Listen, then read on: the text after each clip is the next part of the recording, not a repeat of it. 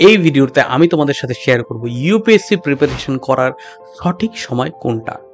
দেখো গাইস, তুমি যদি এখন থার্ড ইয়ার বা সেকেন্ড ইয়ারে থাকো বা কমপ্লিট করেছো কলেজটা আর এখন শুরু করেছো ইউপিএসসি প্রিপারেশন করার কথা ভাবা, বা এখন তুমি সবে শুরু করলে ইউপিএসসি প্রিপারেশনটা করা, মনে রাখবে গাইস, তুমি কিন্তু অ্যাডভান্সে নও। তুমি অন্তত একটা বিহারের ছেলের থেকে 5 বছর পিছিয়ে।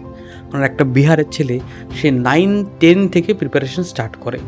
তোমার মনে প্রশ্ন আসতে পারে 9-10 সে কী এমন পড়বে, কিন্তু আমার পার্সোনাল এক্সপিরিয়েন্সে আমি দিল্লিতে দেখেছিলাম সেকেন্ড ইয়ারে পড়া একটা বাচ্চা, আর আমি তখন MA ফার্স্ট ইয়ারে পড়ি, তার থেকে আমার যে কোয়ালিটি অনেক বেটার ছিল এডুকেশনালি, বাট তার যে নলেজ বেস সেটা আমি তার ধারে কাছেও যাইনি। অর্থাৎ সে নিজেকে এমনভাবে তৈরি করেছে আগের থেকে যে সেকেন্ড ইয়ারের সময় যখন সে আসছে তখন সে অলরেডি রেডি হয়ে বসে আছে।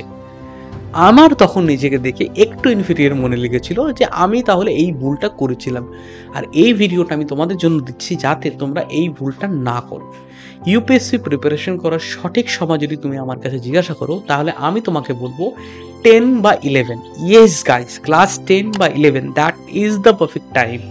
ওই সময় শুরু করলে তোমার মাথার ভিতরে অনেক হেডেক কম থাকবে। টোটাল পড়াটাকে তুমি তোমার স্কুলের পড়ার সঙ্গে ম্যাচ করেও যদি তুমি পড়ো, অন্তত মানে দিনে যদি তুমি মাত্র 1.5 থেকে 2 ঘন্টাও স্পেন্ড করো, তাতেও তোমার কাছে কিন্তু একটা huge chunk of portion complete হয়ে যাবে। যে পোর্শনগুলো আমরা অলরেডি করার জন্য 1 বছর খরচা করব, তুমি করে বসে থাকবে। এবার ধরো যারা প্রিপারেশন করা স্টার্ট করেছো এবং করার পরে ভেবেছো যে আমি দিল্লিতে গিয়েই স্টার্ট করব, guys that would be a mistake. দিল্লিতে কিন্তু তোমাকে স্পুন ফিড করা হবে না। ওখানে বড় বড় কোচিংয়ে একবারে 150 থেকে 500টা স্টুডেন্ট থাকবে। ইয়েস গাইজ, 500টাই স্টুডেন্ট একটা ক্লাসে বসা।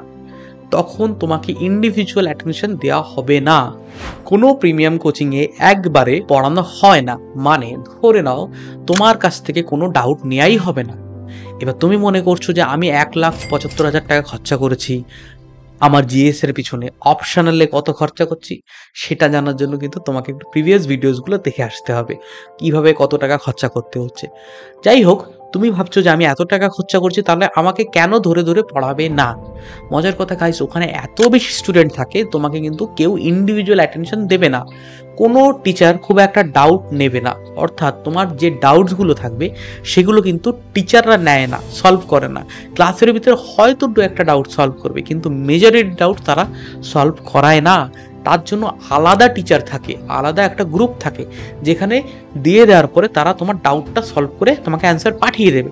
কিন্তু গাইস, আমি যদি তোমার টিচার হই, আমি বুঝবো তোমার কোথায় প্রবলেম, তোমার কিভাবে বোঝালে তোমার জিনিসটা তুমি বুঝতে পারবে। কিন্তু সেটা যখন থার্ড পার্সন কেউ বোঝায়, সে হয়তো বা খুব ভালো বোঝাচ্ছে, ইন্ডিয়ার সে খুব ভালো বুঝিয়েছে, বাট তুমি বুঝতে পারছো না, কারণ তুমি তার সঙ্গে রিলেট করতে পারছো না, তার পড়াটাকে কিন্তু তুমি ধরতে পারছো না। এই জন্য আমি তোমাদেরকে যদি সাজেশন চাও আমার কাছে, আমি তোমাদের দাদা হিসাবে একটা কথাই তোমাকে বলতে পারি যে দিল্লিতে যাওয়ার আগে প্রিপারেশন কমপ্লিট করে যাও। ইয়েস গাইস, দিল্লিতে যাওয়ার আগে তোমার ফাউন্ডেশন যেন কমপ্লিটেড থাকে। আর এই ফাউন্ডেশনের জন্য নিয়ে এসেছি আমরা তোমাদের জন্য নেক্সট অ্যাসপিরেশনসের তরফ থেকে ফাউন্ডেশন ব্যাচ। এই ফাউন্ডেশন ব্যাচে ক্লাস 6 থেকে নিয়ে 12 অবধি সমস্ত এনসিইআরটিসগুলোকে আমরা তোমাদেরকে বোঝাবো, আর আমরা তোমাদেরকে শেখাবো কি করে পড়তে হয়। অর্থাৎ একটা অ্যাসপিরেন্টস লাইফ কেমন হয় তোমরা এখনো দেখোনি। অ্যাসপিরেন্টের লাইফের কি ডিসিপ্লিন প্রয়োজন হয় সেটা তোমরা এখনো জানো না। সেই ডিসিপ্লিনগুলো কিন্তু তোমাকে শিখতে হবে। সকালে ওঠা, সেটাকে সারাদিন কাজ করা, এটা কিন্তু তুমি একদিনে শিখতে পারবে না। আর দিল্লিতে গিয়ে তুমি কিন্তু শেখার মতন পজিশনেও থাকবে না। আমার আইডিয়া যদি তুমি শুনে নাও, আমার সাজেশন যদি তুমি শোনো, দিল্লিতে যাওয়ার আগে অন্তত তুমি 1-1.5 বছর এখানে প্রিপারেশন করবে। অর্থাৎ তোমার বাড়িতে বসে, নিজের ঘরের ভিতরে বসে চেষ্টা করবে একটু একটু করে তপস্যা করার। অর্থাৎ ঘর ছাড়ার আগে, তপস্যা করার আগে বাড়িতে একটু ঠাকুরের নাম করতে হবে। সেইভাবেই তোমাকে আগে বাড়িতে বসে একটু প্র্যাকটিস করতে হবে। আর এই প্র্যাকটিসের সময় আমরা নেক্সট অ্যাসপিরেশনসের তরফ থেকে তোমাদেরকে খুবভাবে হেল্প করব।